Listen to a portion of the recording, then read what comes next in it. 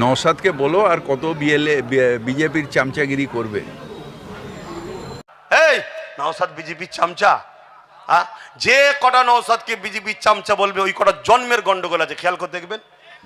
হয় মসজিদের জায়গা ঝেড়ে খায় না, অকাপের জায়গা ঝেড়ে খায় নাই, নিজের কোনো অবৈধ করে বসে আছে, এরকম কোনো না কোনো ফেতনার মধ্যে রয়েছে। কথা বুঝে আসছে না? নাই তাহলে এই চোর সরকার মসজিদের জায়গা চুরি করেছে।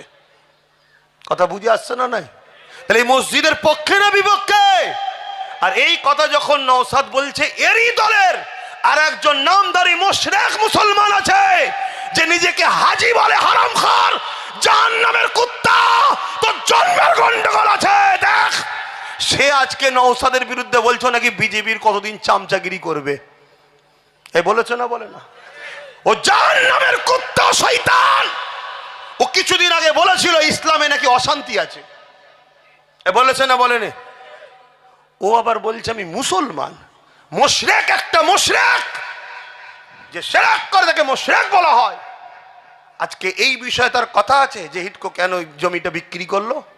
তাহলে এই সব কটা গাদ্দার এক জায়গায় হয়েছে। এ কথা বুঝছেন না? বোঝেননি?